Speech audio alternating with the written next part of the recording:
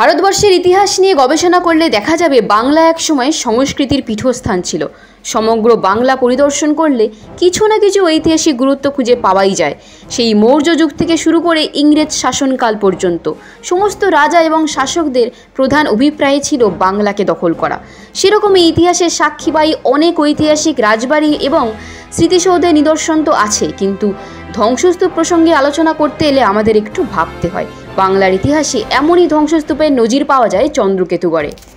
হ্যাঁ, এই নামটা অনেক মানুষ এমনকি বাংলার মানুষের কাছেও অজানা, কারণ বিশ্বের তথা ভারতের কাছে আজও চন্দ্রকেতুগড়ের ইতিহাস অবহেলিত। কিন্তু এই স্থানের ঐতিহাসিক গুরুত্বকে কখনোই অস্বীকার করা যায় না। প্রত্নতাত্ত্বিকদের মতে মৌর্য যুগ থেকে কুষাণ যুগ, পরবর্তীকালে গুপ্ত যুগ থেকে পাল সেন যুগে রাজাদের শাসনকালেও চন্দ্রকেতুগড় সমৃদ্ধ ছিল।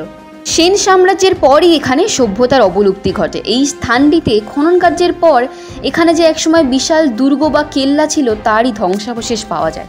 কলকাতা থেকে মাত্র ৩৫ কিলোমিটার দূরে অবস্থিত এই স্থান মধ্যযুগীয় রাজা চন্দ্রকেতুর নাম অনুসারেই নামকরণ হয়, যদিও এই নামের পেছনে লুকিয়ে আছে তার বীরত্বের ইতিহাস। রাজার শাসনকালে ইসলাম ধর্ম প্রচারের উদ্দেশ্যে সৌদি আরব থেকে পীর গোড়াচাঁদের আগমন ঘটে। লোকমুখে শোনা যায় তিনি হিন্দু রাজা চন্দ্রকেতুকে ইসলাম ধর্ম গ্রহণের জন্য অনুরোধ করেছিলেন, কিন্তু রাজা প্রত্যাখ্যান করায় পীর বাবা নানা অলৌকিক ক্ষমতার দ্বারা রাজার ধর্ম পরিবর্তনের চেষ্টা করান।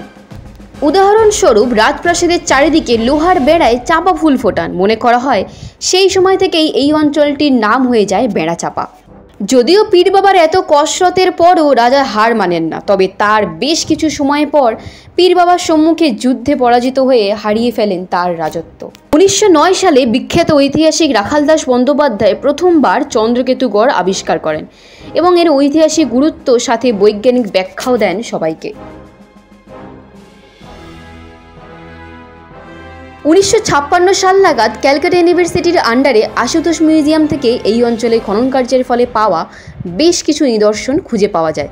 তবে আশুতোষ কলেজে পড়া ছাত্রছাত্রীর অধিকাংশই হয়তো তার খবর জানেন না। এবার বলি কিভাবে আসবেন এই জায়গাতে। শিয়ালদা স্টেশন থেকে হাসনাবাদ বা বসিরহাট লোকাল ধরে হারোয়া রোড স্টেশনে নামতে হবে।